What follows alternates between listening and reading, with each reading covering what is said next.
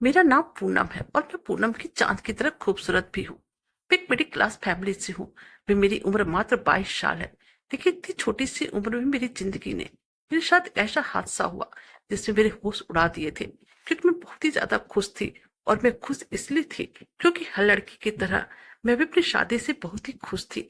जैसे जैसे शादी के दिन नजदीक आ रहे थे, मेरे घर में काफी चहल पहल बढ़ गया था। मेरे मम्मी पापा दीदी सभी लोग मिलकर खूब शादी की शॉपिंग कर रहे थे। घर के सारे लोग मेरी शादी से बहुत ही खुश थे और सब लोग मुझे आशीर्वाद दे रहे थे, तो अपने ससुराल में बहुत खुश रहोगी। लेकिन मेरे साथ ऐसा कुछ हुआ जिसके बाद मुझे लगने लगा कि मैं ससुराल में खुश रहना तो बहुत दूर की बात, ससुराल में कुछ दिन मेरे गुजर जाए वही मेरे लिए बहुत होगा। क्योंकि मेरे साथ कुछ ऐसा हुआ था जिससे मेरे पति की शादी की पहली रात ही मुझे घर से बाहर निकाल देने वाले थे और मुझे डाइवोर्स दे देते। अब मेरी सारी खुशियां चकनाचूर हो चुकी थी। हमारे घर में मेरे पापा के दोस्त का बेटा रहता था। उसका नाम अमन था। वह देखने में बहुत ही स्मार्ट था, इसलिए मैंने उसे भाई की नजर से ही देखा था। इसलिए मेरे भाई नहीं था, क्योंकि वह मेरे पापा के दोस्त का बेटा था। वह ज्यादातर मुझसे या किसी और से भी कोई बात नहीं करता था, सिर्फ अपने काम से काम रखता था। घर के सारे लोग उसकी बहुत इज्जत किया करते थे, क्योंकि वो बहुत ही मेहनती था और समझदार था। और मेरे घर वालों की इज्जत भी बहुत ही करता था। बड़ों का आदर सम्मान क्या करता, उन लड़कियों से नजर झुकाकर बात किया करता था। पर मुझे उम्मीद नहीं थी कि वह मेरे साथ कुछ ऐसा कर देगा जिससे मेरी जिंदगी तबाह हो जाएगी। क्योंकि कुछ लोग शक्ल से जैसे होते हैं, अंदर से बिल्कुल भी वैसे नहीं होते हैं। आखिर उसने मेरे साथ ऐसा क्यों किया, आखिर उसकी ऐसी क्या मजबूरी थी, ये सब कुछ मैं आपको अपनी इस कहानी में बताऊंगी, ताकि आपको भी पता चले कि मैं किस हादसे से गुजर चुकी हूँ। मेरी हल्दी की रात अमन ने मेरी इज्जत खराब कर दी थी और मुझे कहीं का नहीं छोड़ा था। उसने मेरे साथ जबरदस्ती करके मेरी स्थिति बहुत ही खराब कर दी थी। उसने मेरी इज्जत लूटने के बाद मेरी कमर पर सिगरेट से कुछ लिख दिया था, जिसे कि मैं देख नहीं सकती थी, पढ़ नहीं सकती थी उस पर क्या लिखा हुआ है। और सबसे बड़ी बात तो यह कि मैं इस बारे में किसी को बता भी नहीं सकती थी। शादी की पहली रात जैसे मेरे पति की नजर मुझ पर पड़ी, उसने देखा मेरी कमर वह शब्द लिखे हुए हैं जिसे पढ़ने के बाद उनके होश उड़ चुके थे और वो जोर जोर से रोने लगे थे। क्योंकि पिछले कुछ दिनों से घर में बहुत ही ज्यादा चहल पहल थे, क्योंकि मेरी शादी की तैयारियां चल रही थी। मेरा रिश्ता मेरे पापा ने अपनी मर्जी से लगाया था। जिसके साथ मेरी शादी हो रही थी उसे मेरे पापा ने खुद पसंद किया था। वह सच में बहुत ही अच्छा था। सब लोगों को ऐसा लगता था कि मैं उसके घर में बहुत ही खुश रहूंगी और वह मेरे लिए बिल्कुल परफेक्ट रहेगा। मैं भी अपनी शादी से खुश थी। घर की सारी लेडीज मार्केट शॉपिंग करने के लिए गई हुई थी। रोजाना ही कुछ न कुछ खरीदारी हो रही थी। मेरी बड़ी दीदी भी पिछले कुछ दिनों से हमारे घर पर ही रहने के लिए आ गई थी, क्योंकि उनके छोटे छोटे बच्चे थे। इस वजह से उन्हें बच्चों के साथ काम करने में बहुत ही परेशानियां हो रही थी। जब दीदी मम्मी भाभी के साथ बाजार करने आती थी, तब मैं उनके बच्चों को अपने पास रोक लेती थी और फिर मम्मी दीदी और भाभी तीनों मिलकर मेरी शादी की शॉपिंग के लिए बाजार चले जाते थे। मैं घर के दरवाजे को अंदर से अच्छी तरह से लॉक कर लेती थी, क्योंकि मैं ज्यादातर घर में अकेले ही रहती थी। वो लोग तो घर से बाहर सारा दिन मेरे लिए शॉपिंग करती रहती थी और शाम के टाइम तक वापस आती थी। मैं उन लोगों के लिए खाना बनाकर रख लिया करती थी और अपनी दीदी के बच्चों का भी ख्याल रखती थी। मैं घर का काम करके बहुत ही ज्यादा थक जाती थी, इसलिए मम्मी ने मेरी मदद के लिए एक नौकरानी का बंदोबस्त कर दिया था। वह मेरे साथ घर का थोड़ा बहुत भी काम करती थी और शाम के टाइम को अपने घर चली जाती थी। और फिर बाकी का जो काम होता था मैं खुद देख लिया करती थी, क्योंकि उस बेचारी के भी बच्चे थे। उसे अपने बच्चों के लिए भी खाना बनाना होता था। आज शाम के समय नौकरानी काम करके अपने घर जा चुकी थी और मैं किचन में खड़ी होकर अपने लिए चाय बना रही थी। उसी वक्त अमन ऑफिस से जल्दी घर आ गया और आते ही मुझे चाय के लिए कहने लगा। मैंने उसके लिए एक कप चाय बना दिए। वह मेरी ही उम्र का था, इसलिए मैं उसका नाम ले लिया करती थी, क्योंकि हम दोनों बचपन में एक साथ खेलकर बड़े हुए थे। लेकिन आज जब से घर आया था और मुझे किचन में अकेले देखा था, पता नहीं मुझे क्यों घूरे जा रहा था। पहले ऐसा कभी नहीं हुआ था। और फिर पता नहीं क्यों आज उसकी नजर मुझे कुछ ठीक नहीं लग रही थी। आज वह मुझे सर से लेकर पांव तक एक टक निहार रहा था और मैं बस किचन में खड़े होकर उलझन भरी नजरों से उसके चेहरे को देखे जा रही थी। मुझे उसकी नजरों से कुछ दिक्कत भी हो रही थी, क्योंकि वह ऐसा क्यों कर रहा है। मैं उसकी इन हरकतों को समझने की कोशिश कर रही थी, पर कुछ समझ नहीं पाई थी। एक पल को तो मुझे उसकी नजरों से डर लगने लगा था। मैंने जल्दी से अपना ओढ़ा हुआ दुपट्टा ठीक किया था। पता नहीं क्यों उसकी नजरों में अजीब सी बात थी। ऐसा आज पहली बार था, और ऐसा आज वह पहली बार ही कर रहा था। इससे पहले तो कभी उसने मुझे नजर भरकर देखा तक नहीं था। यहाँ तक वह मुझसे बात भी नहीं करता था, जबकि हम लोग एक ही घर में रहते थे, और वह भी हमारे घर में सालों से रह रहा था। मुझे यूं देखने के कारण अब मैंने उससे कहा, तुम जाकर अपने बेडरूम में बैठो और मैं तुम्हें वहीं पर चाय दे आऊंगी, क्योंकि वह बड़ी गहरी और भरपूर नजरों से मुझे सर से लेकर पांव तक बस देखे जा रहा था। और फिर मेरी बात सुनने के बाद वो अपने कमरे में चला गया। मगर मैं सोचने पर मजबूर हो गई थी, आज न जाने अमन को क्या हो गया था। चाय बनाने के बाद मैं चाय लेकर उसके कमरे में चली गई, तो मैंने देखा कि वह बेड पर सिर्फ जींस पहनकर लेटा हुआ था। उसने शर्ट नहीं पहना हुआ था। उसे इस हालत में देखकर मैंने अपनी नजर झुका ली थी, और मैं कुछ शर्मिंदा सी हो रही थी। मैं चाय की ट्रे को रखकर वापस जाना चाहती थी, मगर अचानक ही उसने मेरा हाथ पकड़ लिया और मुझे अपने पास बैठा लिया। मैं उसकी हरकत को समझ नहीं पाई थी। उसके आज की हरकत देखकर मुझे काफी अजीब लग रहा था। पिछले कई दिनों से मैं नोटिस कर रही थी कि अमन की हालत बहुत ही अजीब सी हो गई थी। वह हर टाइम गुमसुम गुमसुम रहता था, और पता नहीं कहाँ पर खोया खोया सा रहता था। पहले घर में कभी कभी पापा से बातचीत भी कर लिया करता था, लेकिन अब तो वह उनसे भी कोई बात नहीं करता था। ऑफिस से आते ही फौरन अपने आप को कमरे में बंद कर लिया करता था, और जब खाने का टाइम होता तो खाना खा लिया करता था। या फिर कभी कभी तो हमें भी बार बार उसके कमरे में खाना खाने के लिए बुलाना पड़ता था। पता नहीं उसकी ऐसी हालत क्यों थी, और पता नहीं इधर उधर देखकर वह क्या तलाश करता रहता था। उसे जब भी कोई बुलाने के लिए जाता तो वह चौंक जाया करता था। मम्मी भी उनकी इस हरकतों को काफी दिनों से नोटिस कर रही थी, और वह इस बारे में पापा से कहती थी कि अमन को ना जाने क्या हो गया है। वह तो आजकल बिल्कुल ही पतला पतला सा नजर आ रहा है। घर में होते हुए भी अपने उसकी मौजूदगी का एहसास नहीं होता है, और आजकल हम लोगों के साथ बैठकर कोई बातचीत भी नहीं करता है। ना ही पहले की तरह हंसता है, बोलता है, ना ही किसी से कोई बात करता है। मम्मी पापा को इस तरह परेशान देखकर मैं उन्हें तसल्ली दे दिया करती थी, वह तो हमेशा से ही ऐसा ही है। और यह बात एक हद तक सच भी था। इससे पहले अमन मुझे कुछ कहता, तभी मैं दरवाजे से बहन की आवाज सुनकर उसके कमरे से बाहर आ गई थी। आज मम्मी भाभी और मेरी दीदी सब लोग मार्केट से पहले ही आ गई थी। वो कहने लगी थी, आज तुम्हारे ससुराल वाले को हमारे घर आना है, इसलिए हम लोग घर जल्दी आ गए। उन लोगों के साथ बैठकर कुछ शादी के बारे में बातचीत करनी है। उन लोगों के साथ कुछ देर बैठकर मैं अपने कमरे में आ गई थी, और फिर लगातार मैं अमन के बिहेवियर के बारे में सोच रही थी। मेरे दिमाग में उसकी हरकतें बार बार घूम रही थी, मगर मेरी कुछ समझ में नहीं आ रहा था। मेरी उलझन थी कि बढ़ती ही जा रही थी, और अब तो मेरी शादी के दिन भी करीब आ गए थे। मेरी शादी को अब सिर्फ एक ही महीना रह गया था। धीरे धीरे ये एक महीना भी गुजर गया था। फाइनली मेरी शादी के दिन आ गया था। इस दिन मैं अपने कमरे में थी और अच्छे तरीके से तैयार हो रही थी। आज का दिन, आने वाले जितने भी दिन थे, मेरे लिए बहुत ही स्पेशल होने वाले थे। मैं अपने उन आने वाले दिनों के बारे में सोच सोच कर खूब खुश हो रही थी, और मैं शादी के लिए बहुत ज्यादा एक्साइटेड थी। मुझे अपना घर बहुत याद आने वाला था, क्योंकि मैं अपने माता पिता के घर में जितना भी टाइम गुजारी थी, बहुत ही अच्छा गुजरा था। मेरे माता पिता ने मुझे दुनिया भर की खुशियां दे दी थी। कभी भी मेरे आंखों में आंसू आने तक नहीं दिया था। मैं अब इस घर को छोड़कर जाने वाली थी, और अभी मैं अपनी इस परेशानियों में घूमती, और साथ ही साथ यह भी सोच रही थी कि ना जाने ससुराल जाने के बाद ससुराल वालों का बिहेवियर मेरे साथ कैसा होने वाला है। क्योंकि शादी से पहले तो सब अच्छे होते हैं, और शादी के बाद ही पता चलता है कि कौन कैसा है। मेरा होने वाला पति न जाने मेरे साथ किस तरह से पेश आएगा। तभी मेरी माँ ने कहा, वो लोग थोड़ी देर में हल्दी की रस्म करने के लिए आ रहे हैं, हम लोगों को तैयार होकर हॉल में जाना है।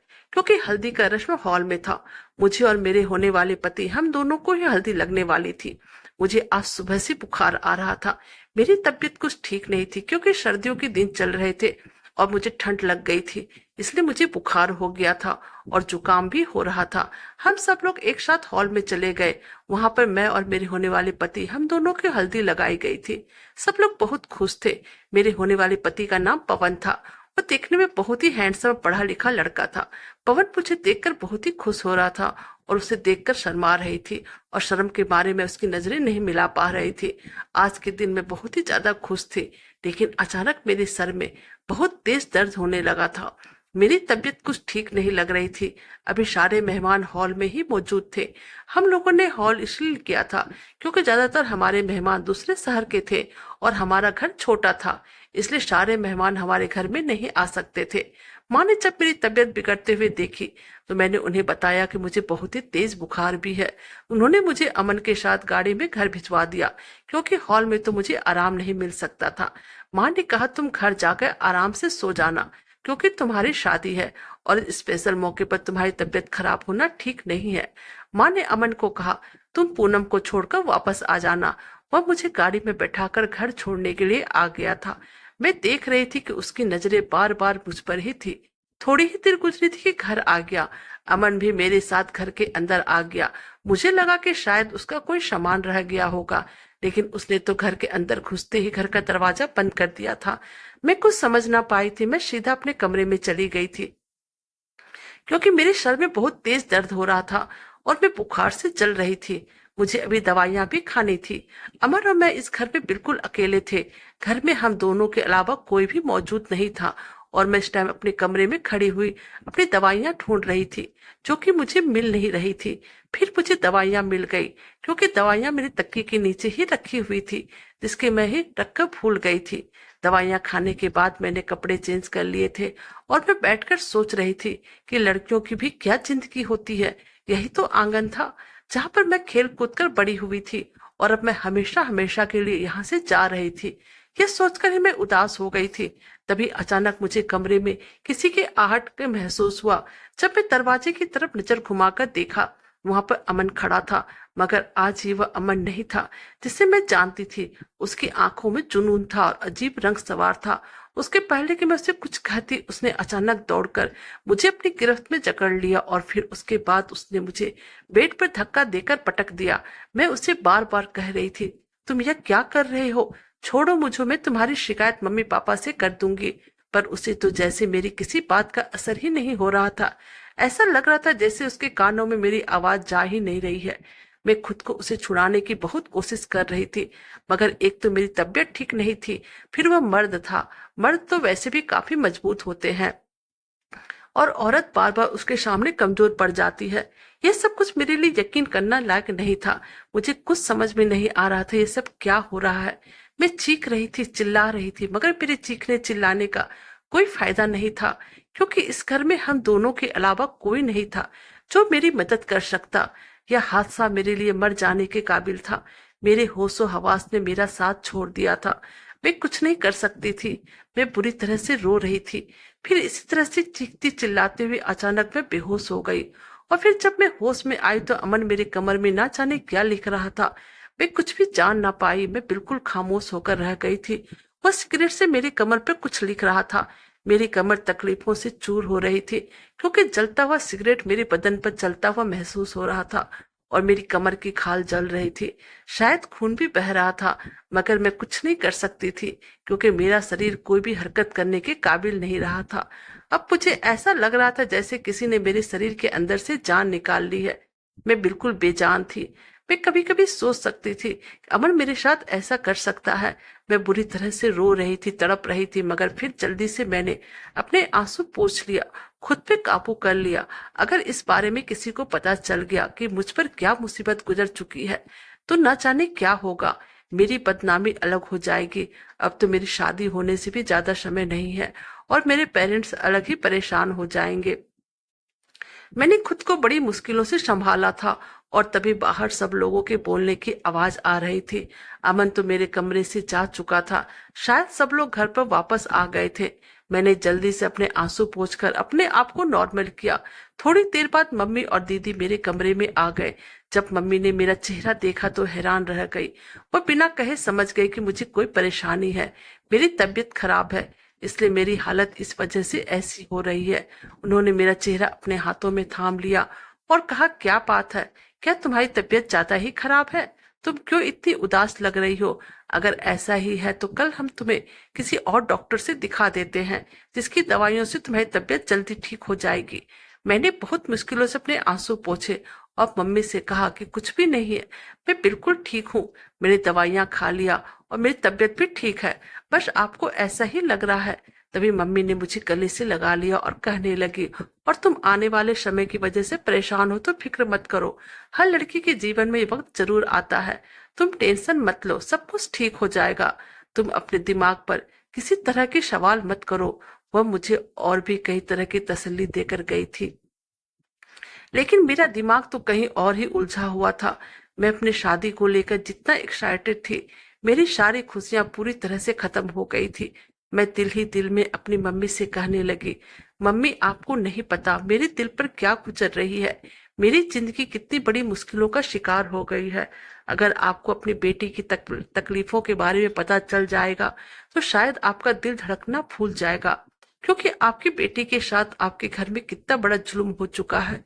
तभी मम्मी मुझे सोने को कहकर वहां से उठकर चली गई और साथ ही साथ दीदी भी चली गई। अगले दिन मुझे हमेशा हमेशा के लिए यहाँ से विदा होकर अपने ससुराल चले जाना था। मैं आने वाले वक्त के ख्यालों में खोई हुई थी, मगर अब मुझे बार बार डर महसूस हो रहा था। मुझे डर लग रहा था कि ना जाने अब क्या होगा।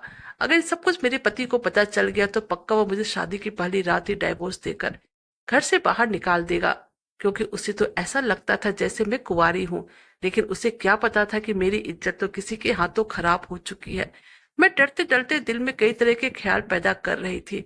शादी के दिन भी आ गया था।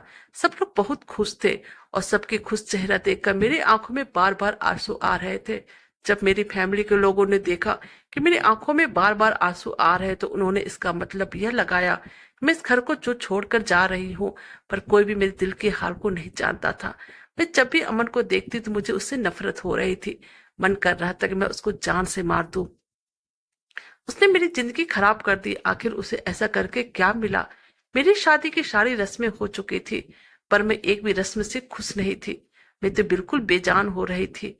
ऐसा लगता था सब लोग मुझे अपने तरीके से चला रहे थे और जैसा कहता मैं वैसे कर लिया करती थी। और इसी तरह मैं विदा होकर अपने ससुराल आ गई। ससुराल आने के बाद जब मैंने अपने पति के हंसते मुस्कुराते चेहरे की तरफ देखा तो मैंने कई बार अपने आंखों से आंसू साफ कर लिए और उनको रोकने की पूरी पूरी कोशिश की थी। अगर उसे पता चल जाता कि उसकी पत्नी के साथ क्या बीत चुकी है तो शायद वह इस तरह से हंस नहीं रहा होता, बल्कि छूकर मुझे जिंदगी से निकाल चुका होता। और फिर कुछ देर बाद मुझे मेरी जेठानी ने मेरे कमरे में पहुंचा दिया था। मैं धड़कते हुए दिल के साथ आने वाले पल का इंतजार कर रही थी। मुझे डर लग रहा था कि अगर मेरे पति को पता चल गया, पता नहीं क्या होगा। तभी वह कमरे में आया और मेरा हाथ पकड़कर मेरी खूबसूरती का तारीफ करने लगा और कभी इधर उधर की छोटी छोटी बातें करने लगा। मेरी पसंद नापसंद के बारे में पूछने लगा। वो अपने बारे में मुझे बता रहा था, लेकिन मैं तो कुछ बोल ही नहीं पा रही थी। मेरे दिमाग में तो सिर्फ डर ही बैठा हुआ था। और फिर धीरे धीरे रात गुजरती चली जा रही थी। फिर जब उसने मुझे अपना हक लेने के लिए मेरी कमर पर से मेरे कपड़े हटाए तो वही हुआ जिसकी मुझे उम्मीद थी।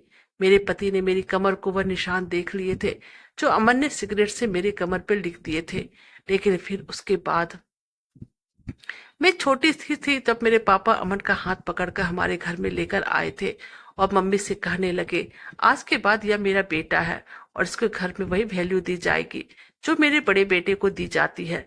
मम्मी भी उसकी इस बात से बहुत खुश थी, क्योंकि हम दो बहनें थे और मेरा एक ही भैया था। मम्मी को लगा इस तरह उनके दो दो बेटे हो जाएंगे। मुझे भी पापा ने कहा था कि आज से यह तुम दोनों का भाई है। मैंने उसका हाथ पकड़ लिया। वह मेरी उम्र का था और फिर हम दोनों में दोस्ती हो गई। उस समय अमर और मेरी 12 साल की उम्र थी और हम दोनों एक साथ ही खेल कूद कर बड़े हुए थे। वह मुझ पे मेरे बड़े भैया की तरह रौब जमाता था। मुझे कभी इस बात का एहसास नहीं हुआ तक वह मेरे पिता के दोस्त के बेटे हैं। मैं उसे हमेशा फैमिली का मेंबर मानती थी। असल में अमन के माता पिता की मृत्यु एक कार एक्सीडेंट में हो चुकी थी। पहले तो अपने दादाजी के पास रहता था, लेकिन जब उसके दादाजी बूढ़े हो गए तब वह उसका ख्याल नहीं रख पा रहे थे। अमन के पापा और मेरे पापा बहुत ही पक्के दोस्त थे, इसलिए मेरे पापा हर हफ्ते अमन के पास जाते थे। उसके दादा कहते थे, बेटा मैं बूढ़ा हो चुका हूँ और मुझे हमेशा अपने पोते की फिक्र लगी रहती है। मेरे बेटे और बहू तो इस दुनिया से जा चुके हैं। अगर मैं भी इस दुनिया से चला गया इस बेचारे का क्या होगा। जब अमन के दादाजी ने रोते हुए यह बात मेरे पापा से कही, पापा के दिल में अमन के लिए और हमदर्दी जग उठा था। अब जब उसके दादाजी ने मेरे पापा को रो रो कर यह बात करे तो मेरे पापा ने अमन के दादाजी से कहा था कि आपको अपने पोते की फिक्र करने की जरूरत नहीं है, इसे मैं अपना बेटा बनाकर रखूंगा। यह मेरे दोस्त का बेटा जरूर है, मगर इसे मैं हमेशा इसके पिता जैसा प्यार दूंगा, और अब आपको इसकी चिंता करने की जरूरत नहीं है। मैं इसका ख्याल रखूंगा, इसे कोई तकलीफ नहीं होने दूंगा। कभी कभी अमर अपने दादाजी से मिलने के लिए चला जाता था, लेकिन फिर एक दिन उसके दादाजी भी इस दुनिया को छोड़कर चले गए। अमन पूरी तरह से अकेला हो गया। अमन को पापा हमारे घर ले आए थे। वो अपने दादा की मौत पर बहुत ही ज्यादा खामोश रहने लगा था, क्योंकि उसके सारे ही अपने इस दुनिया से जा चुके थे। वो हमेशा उदास रहता था और खोया खोया सा रहता था। ऐसा लग रहा था जैसे उसने अपने माता पिता और दादा को खो दिया है, तो जैसे उसे जिंदगी से कोई दिलचस्पी ही नहीं रह गई है। जैसे जैसे वक्त गुजरता जा रहा था, वह सबसे घुलते मिलते जा रहा था। उसे हमारे घर में किसी तरह की कोई परेशानी नहीं थी। पापा ने उसको बिल्कुल अपना बेटा बनाकर रखा था। वह पढ़ाई लिखाई में बहुत ही अच्छा था। अब उसकी अच्छी जॉब भी लग गई थी। वो अपनी सैलरी मेरी मम्मी को ही ला कर दिया करता था, और मम्मी भी अमन की सैलरी को संभाल कर रख दिया करती थी। वो इन सैलरी को उसकी शादी के लिए संभाल कर रख रही थी। वह कहती थी कि इन पैसों से अमन की शादी बहुत ही धूमधाम के साथ करूंगी। वैसे तो भगवान का दिया हमारे पास सब कुछ है, लेकिन जिंदगी और मौत का कोई भरोसा नहीं। अगर हम लोग नहीं रहे, फिर उस बेचारे को संभालने वाला कौन होगा। बुरे वक्त में शायद उसका जोड़ा हुआ पैसा ही उसके काम आएंगे। उन दिनों अमन बहुत ही खुश रहने लगा था। उसके चेहरे पर हर वक्त मुस्कुराहट रहने लगी थी। यह देखकर मैं हैरान रह गई थी। इतना सीरियस रहने वाला इंसान भी इतना ज्यादा खुश रहने लगेगा, मुझे इस बात का आइडिया नहीं था। और फिर कुछ टाइम गुजरने तो दोबारा से अमन का बिहेवियर पहले जैसा हो गया था, वही सीरियस और अकेलापन जैसा। अब तो पहले से भी ज्यादा सीरियस हो गया था। वह इतना ज्यादा खामोश रहने लगा था, उसके सीरियस से मुझे डर महसूस होने लगा था। उन दिनों मेरा भी रिश्ता लग गया था, लेकिन जब अमन को यह बात पता चला कि मेरी शादी इस लड़के के साथ हो रही है, ये लड़का अमन को पसंद नहीं आया था, और उसने मेरे पेरेंट्स से कह दिया था कि पूनम की शादी यहाँ पर मत करो। उसकी बात सुनकर मम्मी पापा तो हैरान रह गए थे, लेकिन ऐसा क्यों, इस बात का अमन के पास कोई जवाब नहीं था। अब पापा ने अमन को कहा, बेटा मैं इसको अच्छी तरह से जानता हूँ, इसकी अच्छी जगह पर नौकरी लगी हुई है, लड़के का फैमिली बैकग्राउंड भी बहुत ही अच्छा है, हमारी पूनम वहां पर बहुत ही खुश रहेगी। मैं जब अपने होने वाले पति की फोटो देखी, वो मुझे बहुत ही पसंद आया था, मगर न जाने क्यों अमन को इस रिश्ते पर बहुत ही ऐतराज हो रहा था। मम्मी पापा ने जहां से भी तो पवन के बारे में पता कराया, हर जगह उन्हें यही सुनने को मिला था, लड़का बहुत ही अच्छा है। और फिर मम्मी पापा बेफिक्र हो गए थे। उनको लगा कि शायद अमन को कोई गलत फहमी हो गई है। अमन ने भी उस दिन के बाद बिल्कुल भी इस रिश्ते के बारे में अपनी कोई एडवाइस नहीं दी थी। वो बिल्कुल गुमसुम होकर रह गया था। और अब जब शादी के एक दिन पहले उसने मेरे साथ ये सब कुछ किया, तो मेरे लिए ये सब किसी भी तरह बर्दाश्त करने के काबिल नहीं था। जब मेरे पति ने उस रात मेरी कमर देखी, तो ऊंची ऊंची आवाज में रोने लगा। मैं उसको रोता हुआ देखकर घबरा गई, और जब पलटकर मैंने उसे देखा तो वह बहुत ही बुरी तरह से रो रहा था। मैंने उससे बहुत पूछने की कोशिश की, मगर वह कुछ बताने के लिए तैयार ही नहीं था। न जाने उसे किस बात का गम था, और वह क्यों रो रहे थे। मेरी कमर पर ऐसा क्या लिखा हुआ था जिस वजह से उसकी हालत ऐसी हो गई थी।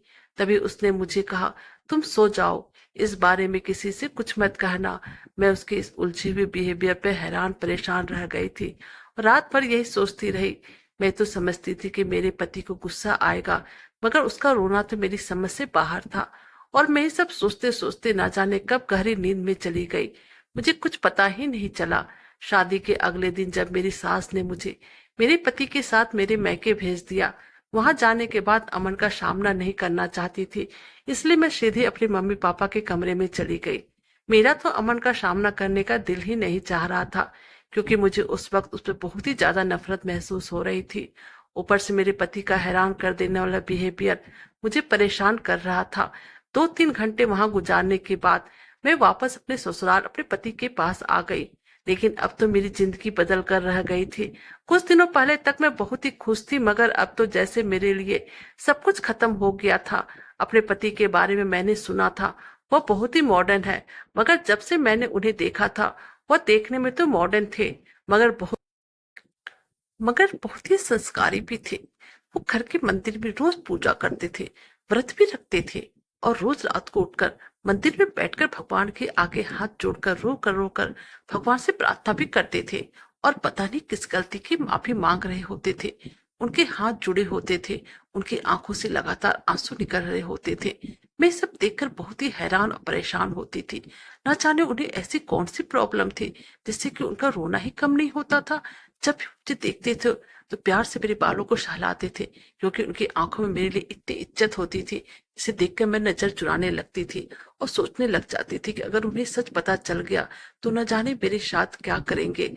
उस दिन मैं सो रही थी जब एक अजीब आवाज सुनकर मेरी आंखें खुल गई। वो मेरे पति की रोने की आवाज थी। वो ऊंची ऊंची आवाज में रो रहे थे, भगवान से अपनी गलतियों की माफी मांग रहे थे। मैं सब देखकर उठकर बैठ गई थी। ना जाने उन्हें ऐसी कौन सी परेशानी थी जिसकी वजह से वो इतने बेचैन रहते थे। उन्होंने जब मुझे जागते हुए देखा तो हैरान रह गए। वे मेरे पास आकर बैठ गए और कहने लगे, क्या बात है, तुम अभी तक जाग रही हो? वो मेरे सामने बिल्कुल ही नॉर्मल बिहेव कर रहे थे। अब मैं उनके इस रोने पर बहुत ही तंग आ चुकी थी। इसलिए मैंने उनसे कहा, आखिर आप मुझे सब कुछ बताते क्यों नहीं? आखिर आपके साथ ऐसी कौन सी परेशानी है जो आप हमारे सुहागरात के दिन भी मुझे देखकर रोने लगे थे और अभी भी रात को उठकर रोते हैं? आखिर सबकी क्या वजह है? उनके चेहरे पे अजीब सा रंग फैल गया था। वो कहने लगे कि एक ऐसी बात है जिसे सुनकर शायद तुम बर्दाश्त ना कर सको, मगर अब तो मैं इस बात को जानना ही चाहती थी। मैं कहने लगी, अब तो मैं जानकर ही रहूंगी, आखिर बात क्या है? तभी वो कहने लगे, मैं अमन को काफी टाइम से जानता हूँ। कुछ टाइम पहले तक वह मेरा बहुत ही अच्छा दोस्त था। यह बात सुनकर तो मेरे होश उड़ गए। तो फिर अमन ने मेरी शादी पवन से होने के लिए मेरे पेरेंट्स से मना क्यों कर रहा था? मेरे पति की अगली बात ने मुझे चौंका कर रख दिया था। मेरे पति ने कहा कि हम दोनों एक ही ऑफिस में जॉब करते थे। मेरे पापा का बिजनेस था, वह मुझे अपने साथ अपने ऑफिस में आने के लिए कहते थे, मगर मुझे जॉब करने का शौक था, इसलिए मैं उसी कंपनी में जॉब कर रहा था जहाँ पर अमन जॉब कर रहा था। उसी ऑफिस में एक लड़की भी थी जो बहुत ही करीब और खूबसूरत थी, और मैं हमेशा से लड़कियों के साथ फ्लर्टी रहा था। जब मैंने उस लड़की को देखा तो मेरा उस पर दिल आ गया था। मैं नहीं जानता था कि अमन उस लड़की को पसंद करता है, और मैं भी उस लड़की के पीछे था। मैंने उस लड़की को प्रपोज किया, मगर उस लड़की ने इनकार कर दिया। मगर मैं उस लड़की के पीछे पड़ गया था। जब एक दिन मैंने उस लड़की को बहुत तंग किया, उसने मुझे थप्पड़ मार दिया, और इस बात का मुझे बहुत ही गुस्सा आया था। मैं उस लड़की से बदला लेने की प्लानिंग कर रहा था, और एक दिन मुझे इस बात का मौका मिल गया था। मौसम बहुत ही ज्यादा खराब था, शायद बारिश होने वाली थी। एक एक करके ऑफिस के सारे वर्कर्स चले गए थे। ऑफिस में वो लड़की और मैं ही रह गए थे। उस टाइम वो अपने काम में इतनी बिजी थी, उसे किसी के आने जाने का पता ही नहीं चल रहा था। वह पैसे भी सबसे लास्ट में घर जाती थी। जब मैंने देखा कि ऑफिस में कोई भी नहीं है तो बाहर सिर्फ गार्ड है, तो मैंने पैसे देकर गार्ड को खरीद लिया और उसे कहा, जब तक मैं ना कहूं तुम किसी के अंदर मत भेजना। और फिर मैंने उस लड़की का इस्तेमाल किया और उसकी इज्जत खराब कर दी। उसे अपनी बेइज्जती का बदला भी ले लिया। बाद में मुझे पता चला कि अमन उससे बहुत ही प्यार करता था, और वह दोनों एक दूसरे से शादी करना चाहते थे। फिर अगले दिन उस लड़की ने सुसाइड कर ली, और मरने से पहले उसने अमन को यह सारी बात बता दी थी। उस दिन अमन ने तुम्हारी कमर पर लिखा था कि दिल तो मेरा चाह रहा है कि मैं भी तुमसे तुम्हारी खुशियों को इस तरह से छीन लूं जिस तरह तुमने मेरी खुशियां मुझसे छीन ली थी। मगर क्या करूं, यह मेरे लिए मेरी बहन की तरह है, और इसके घर वाले मुझ पर बहुत ही भरोसा करते हैं। मैं अपनी बहन के साथ कुछ गलत नहीं कर सकता। अपने पति के मुंह से यह बात सुनकर मेरा मुंह खुला का खुला रह गया। इतने टाइम से मैं समझ रही थी कि अमन ने मेरी इज्जत खराब कर दी है। इसका मतलब यह था कि मुझे गलत फहमी हुई थी और मैं बिल्कुल पवित्र थी। मगर मुझे अपने पति से बहुत ही शिकायत थी। उन्होंने एक लड़की के साथ ऐसा क्यों किया? जब मैंने उसे अपनी शिकायत रखी तो फिर से वह रोने लगे और कहने लगे, मैं रोज भगवान से प्रार्थना करता हूँ और अपनी उस गलती का क्षमा मांगता हूँ। ये मेरे लिए एक ऐसा पछतावा है जो शायद जिंदगी भर मेरे साथ रहेगा, और मैं अपने इस गलतियों पर बहुत ही शर्मिंदा हूँ। तुम मुझे माफ कर दो। मैं वादा करता हूँ कि आज के बाद ऐसा कुछ भी नहीं करूंगा। उसकी बात सुनकर मैं भी रो पड़ी थी। अब तो जो होना था वह हो चुका था। अब और क्या हो सकता था? मेरे दिल में यह गलतफहमी दूर हो गई थी अमन ने मेरे साथ कुछ भी गलत नहीं किया था, बल्कि वह तो मुझे अपनी बहन मानता था, जबकि उसने मौका होने के बावजूद भी मुझे छोड़ दिया और यह उसका एहसान था। उसने मेरे पति से इतना सब कुछ होने के बावजूद भी बदला नहीं लिया था। मैं भी अपने मायके जाकर अमन से अपने पति की तरह से माफी मांग ली थी और बता दिया था कि इस बात पर मेरे पति बहुत शर्मिंदा है। अब अमन दूसरे शहर में जॉब कर रहा है, वहीं पर रह रहा है। उसने अभी तक शादी नहीं किया है। वह दूसरे शहर सिर्फ इसलिए गया क्योंकि उसे पता था जब मैं अपने मायके आऊंगी तो मेरे पति भी वहां पर आएंगे और उसे मेरे पति को देखकर वह वक्त याद आ जाएगा जो उसके लिए बहुत ही ज्यादा तकलीफ देने वाला वक्त था। वह मेरे पति का सामना नहीं करना चाहता था और ना ही मेरा पति अमन का सामना करने के काबिल रहा था। मेरी जिंदगी अपने पति के साथ अच्छी गुजर रही थी, पर मेरे पति ने जो कुछ अमन और उस लड़की के साथ किया था, आज भी मुझे उसका बहुत ही अफसोस है। कहानी अच्छी लगी तो प्लीज चैनल को लाइक कीजिए, सब्सक्राइब कीजिए और शेयर कीजिए। Thank you.